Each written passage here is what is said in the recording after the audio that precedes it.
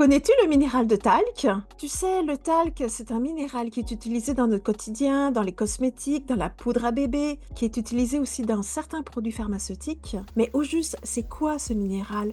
Où est-ce qu'on le trouve? Et quels sont les autres termes utilisés quand on parle d'un gisement de talc? Je suis Anne-Sophie, géologue depuis plus de 20 ans au Québec. Suis-moi dans cette aventure, on va aller à la découverte du talc au sud du Québec. Et puis, si tu apprécies ce sujet, mets un petit pouce.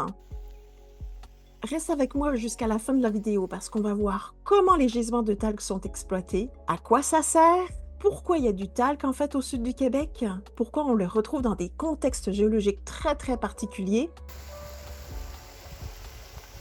J'ai eu l'occasion de visiter une ancienne carrière de talc au sud du Québec, à Saint-Pierre-de-Brockton.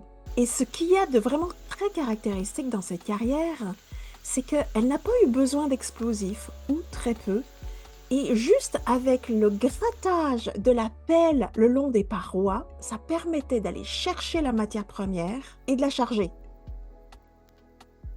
Et dans certains cas, ils ont dû utiliser des scies à câbles pour faire des gros blocs, pour pouvoir les retailler par la suite, pour donner des blocs pour la construction ou la sculpture. Alors le talc est contenu dans une roche qui s'appelle la stéatite. En fait, on utilise aussi le terme pierre à savon. Mais la stéatite et la pierre à savon ont une subtile différence. La stéatite contient plus que 90% et la pierre à savon en contient un petit peu moins. C'est une différence minime, mais par contre bien mentionnée dans les études scientifiques. Les autres minéraux que l'on retrouve dans la stéatite ou la pierre à savon, la trémolite, la chlorite, on retrouve de la serpentine, de la chromite, des carbonates.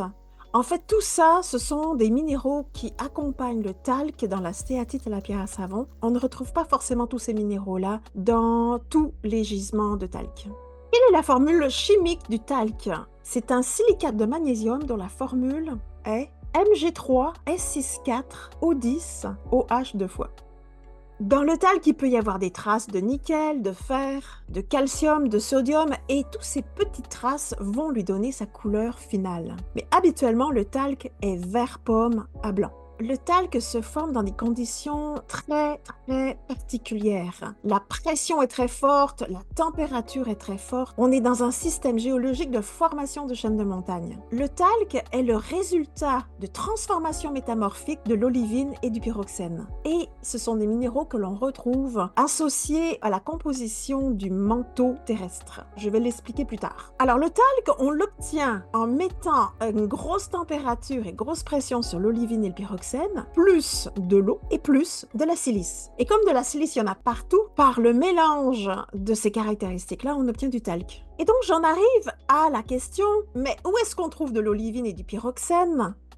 Lorsqu'il y a formation de chaînes de montagne, que ce soit les Appalaches, les Alpes ou ailleurs, on a d'abord un bassin sédimentaire qui s'est formé par l'éloignement de deux croûtes terrestres. Et ensuite, plusieurs millions d'années plus tard, les deux croûtes terrestres vont plutôt inverser leur mouvement et vont se retrouver en collision. Mais les roches sédimentaires et la croûte océanique vont se retrouver compressées, plissées, comprimées en fait dans cette collision. La croûte océanique provient de la cristallisation du manteau et on retrouve énormément de minéraux ferromagnésiens. Lorsqu'il y a collision de deux plaques tectoniques, eh bien ça arrache tout sur son passage, ça transporte les sédiments et ça arrache aussi des lambeaux de croûte océanique. La croûte océanique a les caractéristiques idéales pour former le talc. Elle possède énormément de minéraux ferromagnésiens comme l'olivine et le pyroxène. La température augmente, la pression augmente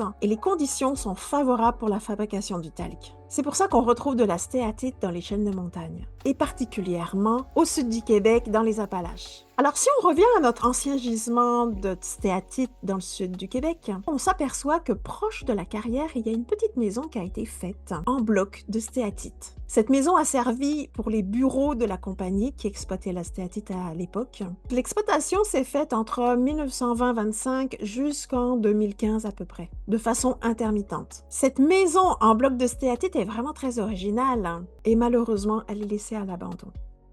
Dans le gisement au sud du Québec, on retrouve aussi des veines de quartz et ça donne des figures extraordinaires. Ah, c'est super beau ça!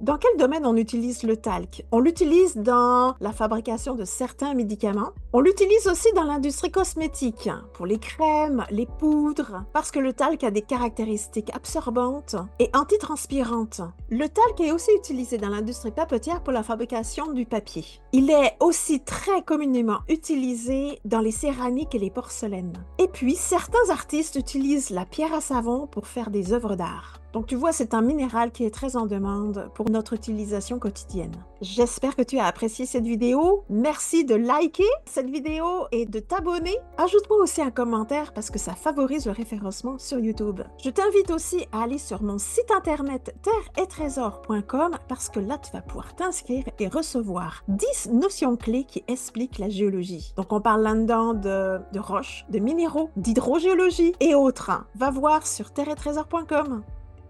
À très bientôt pour d'autres aventures minérales!